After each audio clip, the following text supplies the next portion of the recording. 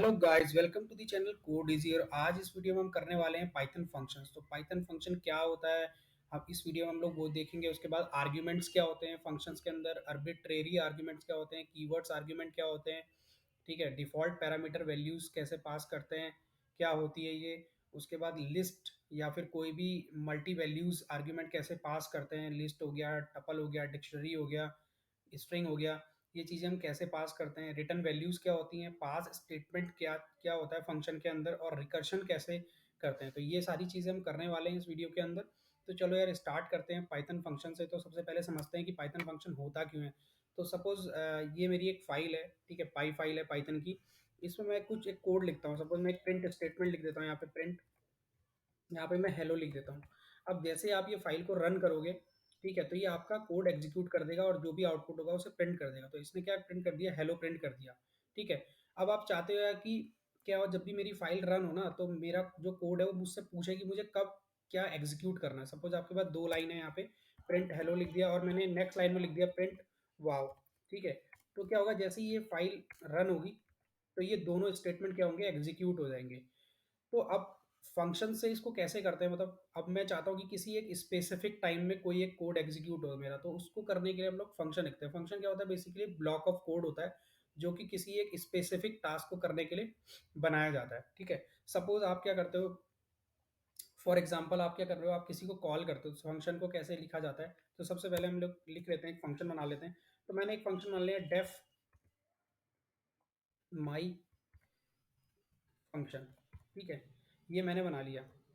तो जो डेफ है, वो डेफ क्या है, डिफ़ॉल्ट एक कीवर्ड है, ठीक है, जिससे कि क्या पता चलता है कोड को, जब भी हम इसको एग्जीक्यूट करेंगे तो पाइथन का जो इंटरप्रेटर होता है उसको पता चलता है कि ये इन्होंने एक फंक्शन डिक्लेयर किया हुआ है यहाँ पे, ठीक है। ये होता है फंक्शन का नाम, माई फंक्शन, ठीक है। और ये हम ब्रैकेट लगाते हैं फंक्शन के आगे, ठीक है।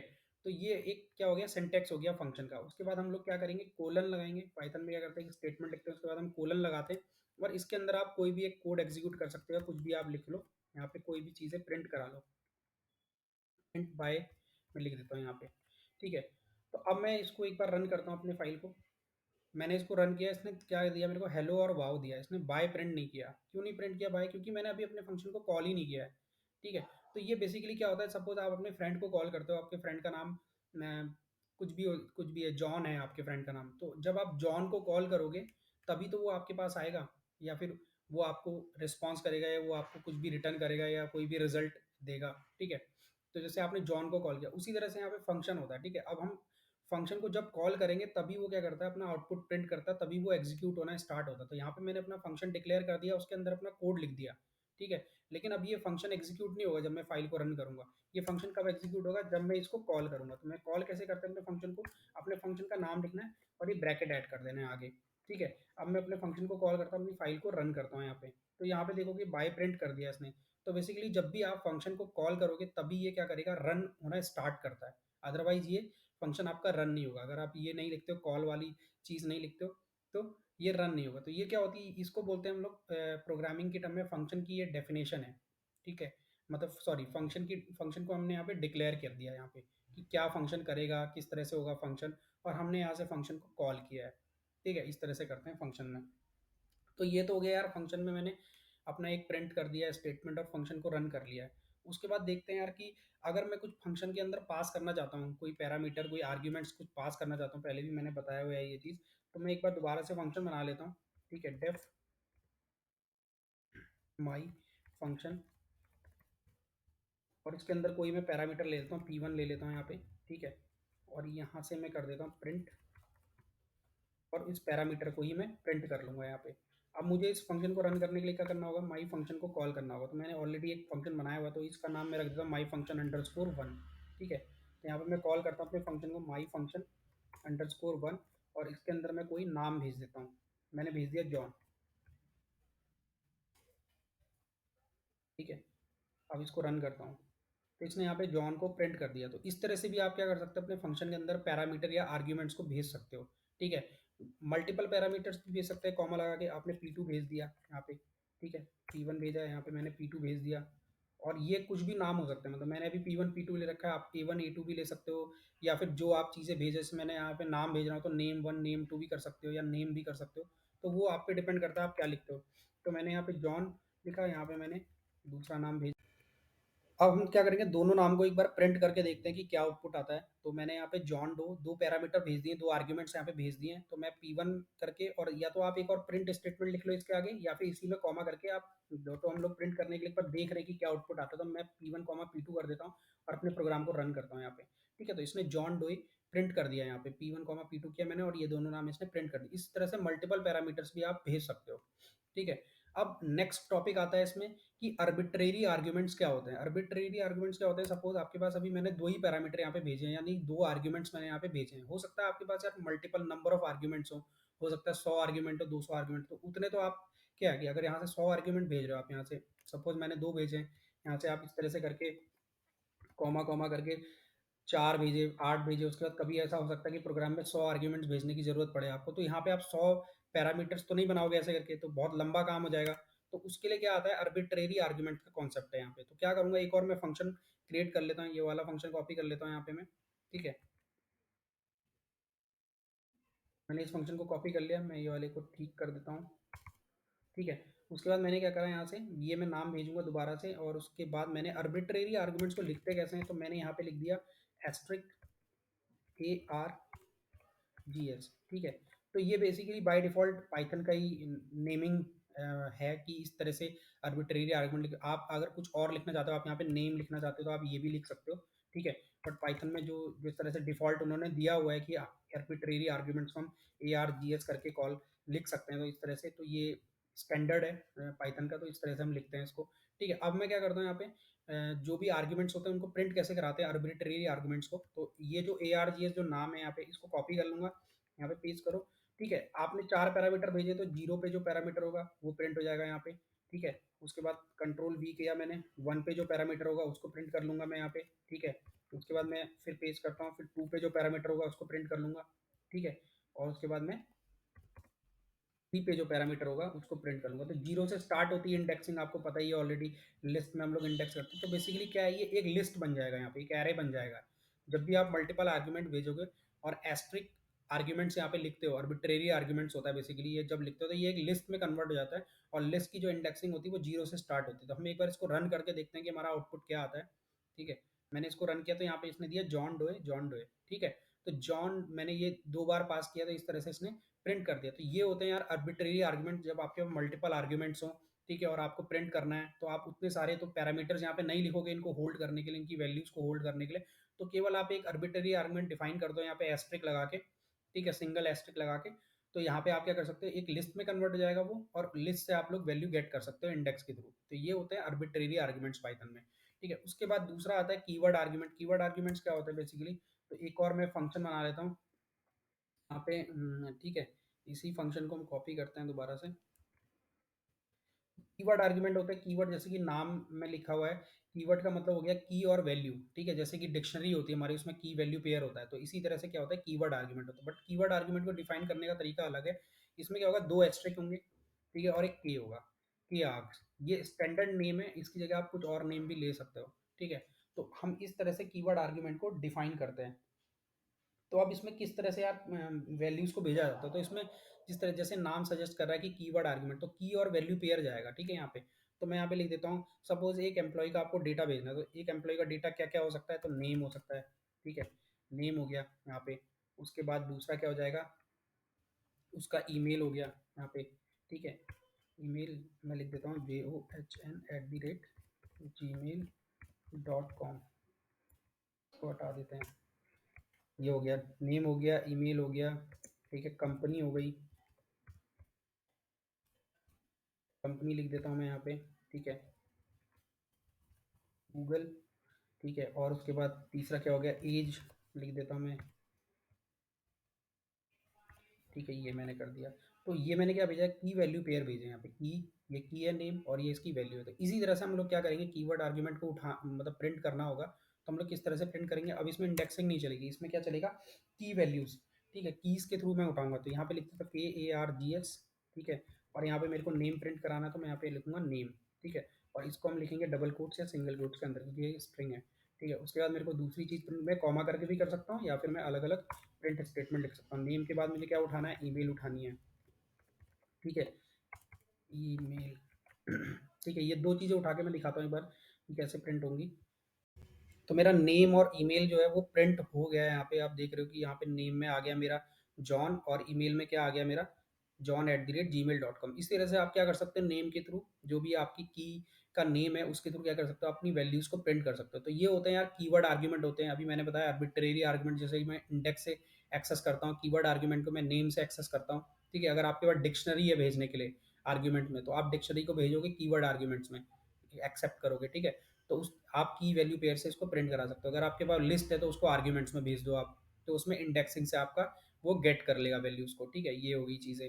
उसके बाद तीसरा होता है यार, आगे की चीज़ है डिफ़ॉल्ट पैरामीटर वैल्यू। ये क्या होती है, सपोज़ आपने एक फंक्शन बनाया। ठीक है, मैं एक फंक्शन बनाता हूँ यहाँ पे def my func, कुछ भी नाम लिख सकते हो आप फंक्शन का, जो भी आप काम कर रहे हो उससे रिलेटेड कुछ भी नाम लिखो यहाँ पे। ठीक है, माई फंक्शन लिख दिया मैंने, यहाँ पे लिख दिया कंट्री, कंट्री में मैंने लिख दिया इंडिया। ठीक है, अब मैं यहाँ पे प्रिंट करा लेता हूँ कंट्री को। ठीक है, ये करा लिया मैंने। अब मैं क्या है, मेरा फंक्शन है तो फंक्शन को रन करने के लिए मुझे इसे कॉल करना होगा, तो कॉल कैसे करूँगा, माई फंक। ठीक है, अब इसके अंदर क्या है, एक पैरामीटर बोल रहा है कि मेरे को एक पैरामीटर भेजो। ठीक है, तो मैं एक पैरामीटर भेज देता हूँ, कुछ भी भेज देता हूँ, यूएसए भेज देता हूँ यहाँ पे। ठीक है, अब हम इसको रन करते हैं एक बार। तो इसने प्रॉपर एक आउटपुट प्रिंट कर दिया यूएसए। ठीक है, तो ये वाली चीज़ क्या है, डिफ़ॉल्ट पैरामीटर वैल्यू क्या है। सपोज़ क्या है, आपने एक फंक्शन बनाया। ठीक है, अब मैं क्या करता हूँ, इसके अंदर से ये वाली चीज़ को हटा देता हूँ, कंट्रोल एक्स कर देता हूँ, सेव कर देता हूँ। अब मैं क्या करता हूँ, इसको भी एक बार के लिए ना ऐसे कर देते हैं और यहाँ पे लिख देता हूँ पास। ये बताऊँगा पास क्या होता है। ठीक है, अब मैंने इसको रन किया तो ये क्या दे रहा है, एरर दे रहा है, my func take zero positional argument but one was given. ठीक है, तो क्या है कि ये बोल रहा है कि माई फंक्शन जो है वो एक भी पैरामीटर नहीं लेता, मतलब जीरो पैरामीटर ले रहा है। लेकिन आप क्या कर रहे हो, एक पैरामीटर भेज रहे हो। तो अगर आप एक पैरामीटर भेज रहे हो तो उसको यहाँ पे एक्सेप्ट भी तो करो पैरामीटर को किसी वेरिएबल में। तो मैं एक वेरिएबल बना देता हूँ इस पैरामीटर को एक्सेप्ट करने के लिए जो आप भेज रहे हो। ठीक है, पैरामीटर बना दिया मैंने यहाँ पे। उसके बाद मैं इसको प्रिंट कर लूँगा, तो मुझे मैं इसको प्रिंट कर लेता हूँ। ठीक है, तो यानी कि क्या है, जब भी आप कोई पैरामीटर भेजोगे अपने फंक्शन में, तो वहाँ पे क्या है, उसको गेट करने के लिए, उस पैरामीटर को गेट करने के लिए एक वेरिएबल होना चाहिए आपके फंक्शन की फंक्शन के जो ब्रैकेट होता है उसके अंदर एक पैरामीटर होना चाहिए जिसमें कि वो वैल्यू को गेट करेगा। तो अगर आप ऐसा नहीं करते हो, अगर आप वो वेरिएबल नहीं बनाओगे तो आपको ये एरर देगा। और दूसरा क्या है कि मैंने क्या करा, यहाँ पे एक पैरामीटर तो डाल दिया। ठीक है, यहाँ पे एक पैरामीटर तो डाल दिया, लेकिन मैं इस तरह से फंक्शन कॉल कर रहा हूँ क्योंकि मेरे पास कोई पैरामीटर ही नहीं है। तो मैं इस तरह से फंक्शन कॉल करना चाहता हूँ। तो अब मैं इसको एक बार रन करके दिखाता हूँ। तो ये फिर से एरर देगा, बोलेगा missing one required positional argument country. तो मतलब ये बोल रहा है कि आपने क्या करा, फंक्शन के अंदर एक पैरामीटर तो एक्सेप्ट कर रहे हो, लेकिन आप जब फंक्शन को कॉल कर रहे हो तो वहाँ से एक भी पैरामीटर नहीं भेज रहे हो। तो इस केस में क्या होगा, कभी हो सकता है यार आपका कोई फंक्शन कॉल हो रहा हो, आपके पास कंट्री का नेम नहीं है, सपोज नन जा रहा है, नेम में कुछ जा ही नहीं रहा है, आपके वेरिएबल से कोई नेम नहीं जा रहा। तो उस टाइम पे क्या कर सकता हूँ, डिफ़ॉल्ट एक पैरामीटर की वैल्यू सेट कर दो। यहाँ पे मैंने INDIA सेट कर दिया। यहाँ पे अब मैं इस फंक्शन को कॉल करता हूँ। अब ये प्रॉपर इसने इंडिया प्रिंट कर दिया। तो ये होता है डिफ़ॉल्ट पैरामीटर वैल्यू की। सपोज हो सकता है एरर से बचने के लिए आप क्या करो, अपने फंक्शन के अंदर एक डिफ़ॉल्ट पैरामीटर वैल्यू डाल दो कि अगर कोई भी पैरामीटर नहीं आएगा तो ये तो प्रिंट करेगा ही करेगा और मेरा फंक्शन प्रॉपर रन करेगा। ठीक है, तो ये होता है यार डिफ़ॉल्ट पैरामीटर वैल्यू, इस तरह से हम लोग यूज़ करते हैं इसको। उसके बाद क्या होता है, पास करना है हमको लिस्ट एज एन आर्ग्यूमेंट। तो जैसे मैंने अभी एक दो चीज़ें मैंने पास करके दिखाई कि आर्ग्यूमेंट में स्ट्रिंग कैसे पास करते हैं। ठीक है, के आर्ग्यूमेंट्स क्या होते हैं, कीवर्ड आर्ग्यूमेंट, और आर्बिट्रेरी आर्ग्यूमेंट्स क्या होते हैं, ARGS क्या होता है। तो अब फंक्शन में क्या आप लिस्ट, डिक्शनरी, टपल, जो आपके डेटा स्ट्रक्चर है, इनको भी पास कर सकते हो आप। ठीक है, तो मैं एक फंक्शन बनाता हूँ यहाँ पे, माई फंक अंडरस्कोर वन मैंने बना लिया, और इसी तरह से मुझे कॉल करना होगा तो अंडरस्कोर वन लिखूंगा यहाँ पे मैं। ठीक है, यहाँ पे मैं क्या करता हूँ, एक लिस्ट भेज देता हूँ यहाँ पे। तो लिस्ट कैसे बनाते हैं, ब्रैकेट लगाना है यहाँ पे और वैल्यूज डाल देनी, 1 2 3 4। ठीक है, और 5। उसके बाद क्या करना है, अब ये जो लिस्ट आपने भेजी है, इसको होल्ड करने के लिए यहाँ पे एक पैरामीटर भी होना चाहिए। ठीक है, तो यहाँ पे मैं एक पैरामीटर बनाता हूँ, माई लिस्ट करके मैंने एक पैरामीटर बना दिया। अब इसकी वैल्यूज को प्रिंट कैसे करेंगे, तो लिस्ट जब भी आप भेज रहे हो ना, तो उसको प्रिंट करने के लिए क्या है, आप एक लूप चला लो, यहाँ पे लूप का यूज कर लो, for x in my list. ठीक है, ये बना दिया मैंने। अब मैं क्या कर देता हूँ, प्रिंट कर देता हूँ एक्स को। मैंने एक्स को प्रिंट कर दिया यहाँ पे। ठीक है, अब देखते हैं क्या आता है आउटपुट। तो इसने 1 2 3 4 5 प्रिंट कर दिया। तो यानी कि मैं क्या कर सकता हूँ, लिस्ट को, डिक्शनरी को, टपल को, सेट को, इन सब चीज़ों एज ए पैरामीटर में इनको क्या कर सकता हूँ, पास कर सकता हूँ अपने कोड के अंदर, ठीक है, अपने फंक्शन में। तो मैंने यहाँ पे लिस्ट पास किया और फॉर लूप के थ्रू उसको एक्सेस किया और मैंने एक एक वैल्यू को उसकी प्रिंट कर लिया यहाँ पे, ठीक है। अब रिटर्न वैल्यूज़ क्या होती हैं, इसके बाद मैं रिटर्न वैल्यूज़ बताता हूँ, रिटर्न वैल्यूज़ को किस तरह से यूज़ करते हैं और कहाँ पे इसकी ज़्यादा ज़रूरत पड़ती है रिटर्न वैल्यूज़ की। अभी हमने देखा कि फंक्शन के अंदर हम कुछ भी रिटर्न नहीं कर रहे, हमने क्या कराया, केवल प्रिंट कराया है। तो सपोज़ क्या है, आपके पास कोई फंक्शन है, ठीक है, मैं एक फंक्शन बनाता हूँ, माई फंक 12, ठीक है। और यहाँ पे मैं क्या करता हूँ, अभी कुछ पैरामीटर ऐड नहीं करते, ठीक है। यहाँ से मैं रिटर्न करा देता हूँ। सपोज आप मल्टीप्लिकेशन का एक फंक्शन बना रहे हो, ठीक है, जिसमें क्या करना है, आप जो भी नंबर भेजोगे उसको 5 से मल्टीप्लाई करना है या 10 से मल्टीप्लाई। तो 10 इंटू, अब जो नंबर आप भेजोगे वो यहाँ पे भेजोगे आप, तो उस नंबर को होल्ड करने के लिए एक वेरिएबल बनाना पड़ेगा। तो नम नाम से मैं एक वेरिएबल बना देता हूँ।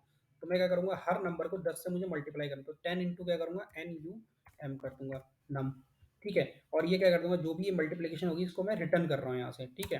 तो मेरे को एक फंक्शन बनाना पड़ेगा यहाँ पे, जिस जैसे कि मैं कॉल करता हूँ, तो कॉल करने के लिए माई फंक 12 मेरा फंक्शन है, मैं इसको कॉल कर रहा हूँ यहाँ से। और ये क्या कर रहा है, एक पैरामीटर, इसने बोला मुझे एक पैरामीटर भेजो, तो मैं एक नंबर भेजूंगा यहाँ से कोई भी, मैंने 3 भेज दिया, ठीक है। अब एक बार इसको रन करते हैं। मैंने इसको रन किया तो कुछ भी आउटपुट नहीं आया इसका, कुछ इसने प्रिंट नहीं किया है। अभी तक क्या होता है, यहाँ तक मेरा प्रिंट करता 1 2 3 4 5 इसने प्रिंट किया था, लेकिन इसमें क्या हुआ, कुछ भी प्रिंट नहीं किया।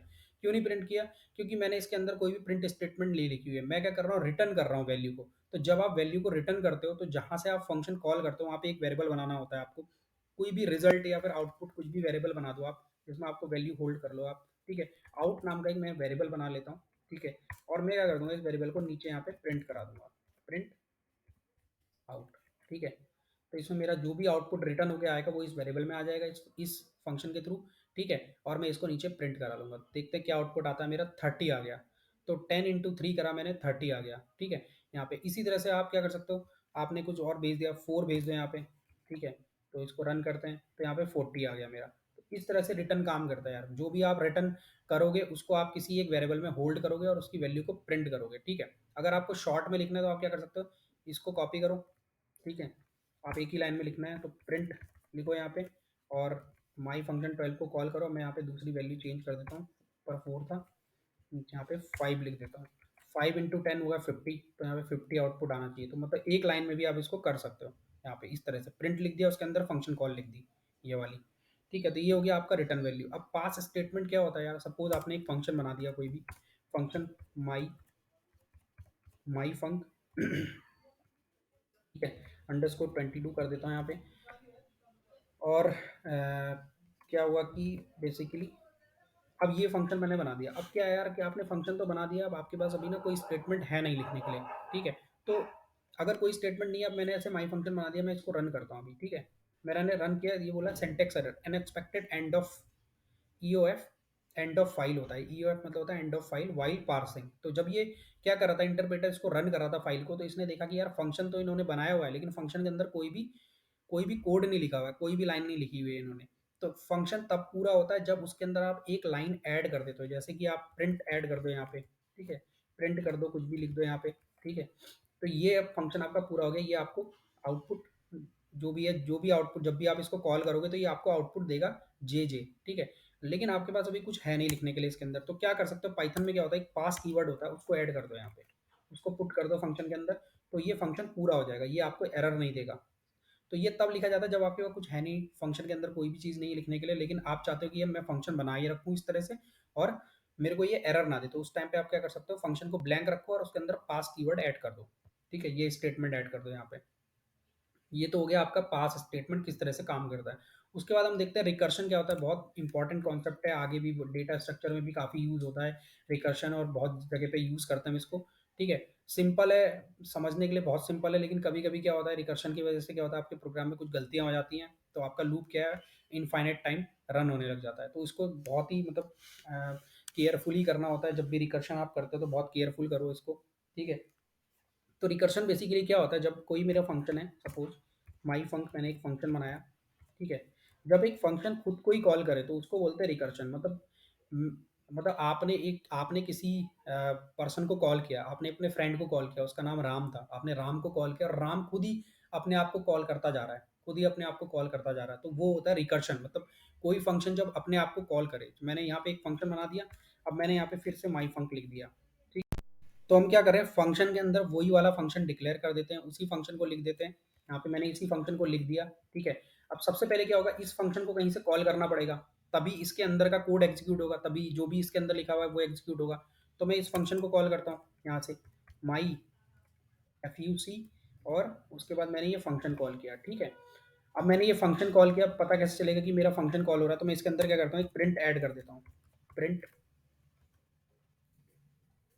देता हूँ यहाँ पे, ठीक है, ताकि हमें पता चले फंक्शन कॉल हो गया। अब जब मैं फंक्शन को ये कॉल करूँगा, तो देखना होता क्या है यहाँ पे, ठीक है। तो ये फंक्शन सबसे पहले क्या होगा, ये फंक्शन कॉल होगा, इसके अंदर प्रिंट स्टेटमेंट क्या होगा, प्रिंट होगा, कॉल्ड प्रिंट होगा, उसके बाद दोबारा से ये इस फंक्शन को कॉल कर देगा, फिर प्रिंट कॉल होगा, फिर दोबारा ये फंक्शन कॉल कर देगा। तो ये चलता ही रहेगा, हम कहीं पे स्टॉप नहीं कर रहे हैं इसको, हमने कहीं भी कोई कोई स्टेटमेंट लिखी नहीं लिखी है कि ये स्टॉप हो जाए। तो जब मैं इसको रन करूंगा, तो देखना रिकर्शन कैसे चलता है। तो इसने क्या बोला, recursion maximum recursion depth exceed while calling a Python object, ठीक है। तो क्या हो गया, बेसिकली प्रोग्राम को पता चल गया कि इन्होंने, देखो यहाँ पे मैंने कॉल किया, कितनी बार कॉल कॉल आ गया यहाँ पे, ठीक है।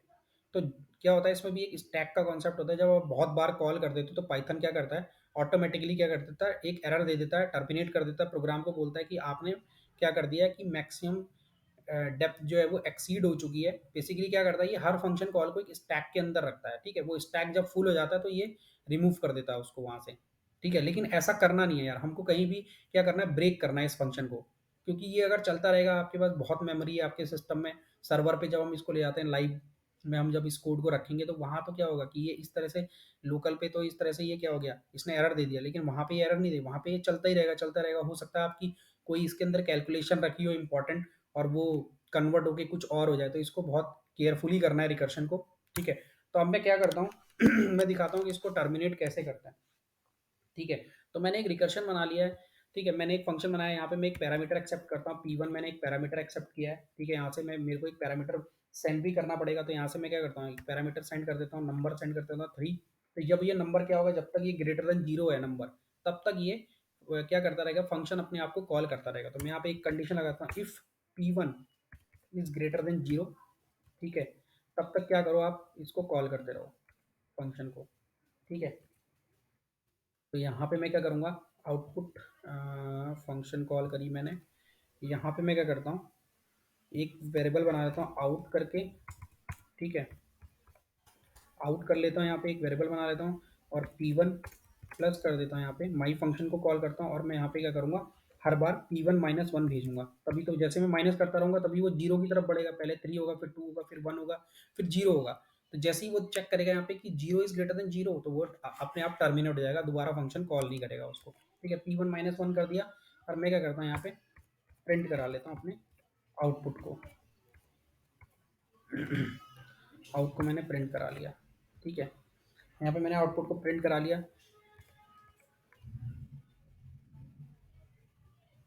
एल्स में क्या करते हैं हम लोग, एल्स में क्या करते हैं, आउट को कर देते हैं 0, ठीक है। और मैं यहाँ से रिटर्न कर देता हूँ क्या, अपने आउटपुट वाले वेरिएबल को, ठीक है। यहाँ पे मुझे एक वेरिएबल बनाना पड़ेगा, res रिजल्ट करके मैं वेरिएबल बनाता हूँ, उसको प्रिंट कर देता हूँ, जो भी रिटर्न आएगा वो मैं प्रिंट कर लूँगा यहाँ पे, res, ठीक है। तो मैंने किया क्या है, इस वाले प्रोग्राम में मैंने अपना फंक्शन कॉल किया, उसमें 3 भेजा, यहाँ पे P1 में 3 आ गया। अब सबसे पहले क्या होगा, 3 इज ग्रेटर देन 0 बोलेगा, हाँ जी 3 ग्रेटर देन 0 है, तो ये वाली स्टेटमेंट प्रिंट हो जाएगी कॉल्ड। फिर क्या होगा, यहाँ पे P1 में क्या है आपका 3 है, 3 प्लस क्या होगा, माई फंक्शन, फिर से ये फंक्शन कॉल हो जाएगा, दोबारा से फंक्शन कॉल करेगा, और इसमें 2 भेजेगा, ठीक है। इसमें 2 भेजा इसने, फिर P1 इज, फिर दोबारा कॉल्ड, क्या होगा, ये वाला प्रिंट होगा, कॉल्ड प्रिंट होगा, तो 2 भेजा था इसने। तो पहले क्या था, P1 में 3 था, अब यहाँ पे आ जाएगा 2 प्लस माई फंक्शन। अभी ये वाली स्टेटमेंट रन नहीं होगी, क्योंकि ये पहले पूरा रन होगा, पूरा रन होगा ये वाला माई फंक्शन, फिर 1 रन होगा, फिर उसके बाद 1 - 1, फिर 0 जाएगा। जैसे ही वो जीरो जाएगा यहाँ पे P1, यानी कि 0 इज ग्रेटर देन 0 ये चेक करेगा, तो ये तो है ही नहीं, कंडीशन फॉल्स होगी, तो ये बाहर आ जाएगा, आउट इक्वल टू 0 का रिटर्न आउट कर देगा, ठीक है। अब इसको एक बार प्रिंट करा लेते हैं। तो इसने क्या कर दिया, अनसपोर्टेड ऑपरेंड टाइप प्लस, ठीक है। इसने प्लस के लिए बोला है कि अनसपोर्टेड है, तो मैं क्या करता है इसको यहाँ पे ना हटा देता हूँ अभी के लिए, छोड़ो इसको, इसमें कन्फ्यूज़न भी है। उसके बाद मैं इसको ऐसे रन करता हूँ, तो इसने देखो क्या दिया है इसने 3 बार कॉल किया, पहले 3 के लिए, फिर 2 के लिए, फिर 1 के लिए, फिर आ गया 0, ठीक है? फिर 0 आ गया, उसके बाद ये नन कॉल कर, नन लिख रहा है यहाँ पे, रिटर्न आउटपुट किया मैंने माई फंक्शन। तो यहाँ पे क्या है, 3 बार मेरा नन प्रिंट हुआ है, तो बेसिकली ये 3 बार नन क्यों प्रिंट हुआ है, बेसिकली क्या हो रहा है यहाँ पे, जब आप माई फंक्शन को यहाँ से कॉल कर रहे हो तो ठीक है, आउट में क्या है, आउट में तो कोई कुछ भी आ ही नहीं रहा है, मैं यहाँ से कुछ रिटर्न कर ही नहीं रहा हूँ, ठीक है? तो हर बार क्या हो रहा है, नन प्रिंट हो रहा है, तो नन आ रहा है आउट में। तो नन क्या होता है, बेसिकली जब कोई भी वैल्यू नहीं होती किसी वेरिएबल के अंदर पाइथन में, तो वो क्या करता है, नन प्रिंट कर देता है। यहाँ पे प्रिंट स्टेटमेंट के अंदर अगर वेरिएबल में कोई वैल्यू नहीं है, तो वो उसे नन ट्रीट करता है और उसको नन प्रिंट कर देता है। अगर मैं इन दोनों स्टेटमेंट को यहाँ से हटा देता हूँ, ये वाली स्टेटमेंट हटा देता हूँ यहाँ से, ठीक है, केवल मैं आउट को प्रिंट करता हूँ और मुझे यहाँ से रिटर्न, और यहाँ पे मुझे प्रिंट करने की जरूरत है नहीं, मैं तो रिकर्शन आपको दिखा रहा हूँ कि किस तरह से काम करता है। मैं इसको प्रिंट करता हूँ, यहाँ पे इसने 3 बार कॉल प्रिंट कर दिया है यहाँ पे, ठीक है? तो ये इस तरह से काम करता है यार। मैंने एक फंक्शन बना रखा है, मैंने क्या करा, एक फंक्शन बनाया, उसको यहाँ से कॉल किया, उसमें एक पैरामीटर भेजा यहाँ से 3, P1 में 3 आया, उसने चेक किया 3 इज ग्रेटर देन 0 है, ठीक है, उसने कॉल प्रिंट कर दिया पहली बार में। उसके बाद क्या करा, दोबारा से उसने क्या कर दिया, फंक्शन को कॉल कर दिया। इसको भी अगर चाहो तो आप हटा सकते हैं यहाँ से आउट को, ठीक है, और ये वाली कंडीशन भी यहाँ से हटा सकते हैं। तो ये थोड़ा सिंपल हो जाएगा देखने के लिए पहली बार में, फर्स्ट टाइम अगर आप कर रहे हो। फिर से इसने माई फंक्शन कॉल कर दिया और P1 की जो वैल्यू थी उसको एक डिक्रीमेंट कर दिया, -1 कर दिया, तो P1 की वैल्यू 3 थी, इसने 2 कर दिया। अब इसने 2 भेजा यहाँ पे, फिर इसने चेक किया 2 इज ग्रेटर देन 0 है क्या, तो उसने बोला हाँ 2 बड़ा है, तो फिर ये इसके अंदर आ गया, इस वाले ब्लॉक के अंदर आया, फिर इसने कॉल को प्रिंट कर दिया दोबारा से, और माई फंक्शन में फिर से क्या करा, माई फंक्शन कॉल किया, बट फिर से एक वैल्यू डिक्रीमेंट कर दी, तो 2 माइनस 1 कितना हो गया, 1 हो गया। फिर से इसने 1 भेजा, फिर इसने इस वाले लाइन में चेक किया, तो 1 इज ग्रेटर देन 0, इसने बोला हाँ 1 ग्रेटर देन 0। तीसरी बार कॉल प्रिंट हुआ, फिर से माई फंक्शन कॉल किया, अब 1 माइनस 1 यानी कि P1 की वैल्यू कितनी थी, 1 थी, तो 1 माइनस 1 कितना हो गया, 0 हो गया, तो P1 में इसने 0 भेजा। अब उसने चेक किया 0 इज ग्रेटर देन 0, तो एक कंडीशन फॉल्स हो गई और वो बाहर आ गया, टर्मिनेट हो गया। उसके बाद क्या हुआ, हमारा 3 बार कॉल प्रिंट हो चुका है। तो इस तरह से यार अगर आप रिकर्शन कर रहे हो तो एक कंडीशन लगाओ, बेस कंडीशन लगाओ कि हमारा जो लूप है या फिर हमारी जो फंक्शन है वो कहाँ पे रुकेगा, कहाँ पे स्टॉप होगा, तो उसको स्टॉप करने के लिए हमें कंडीशन ऐड करनी पड़ती है। अदरवाइज आपने देखा कि कॉल कितनी बार कॉल हो चुका था, जब मैंने कोई भी कंडीशन ऐड नहीं करी थी वो इनफाइनेटली चल गया था और मेरे प्रोग्राम में बाद में एरर दे दी जब स्टैक फुल हो गया था, ठीक है? तो यही था यार पाइथन में, इतना पाइथन के फंक्शन के लिए इतना ही था इसमें, ठीक है? सारी चीज़ें कवर हो चुकी है, आई थिंक आपको समझ में आया होगा। अगर वीडियो अच्छी लगी हो तो प्लीज़ शेयर करना, लाइक करना, सब्सक्राइब करना, और मिलते हैं नेक्स्ट वीडियो में, देखेंगे और भी इंटरेस्टिंग चीज़ें इसके अंदर और क्या कर सकते हैं हम लोग, ठीक है?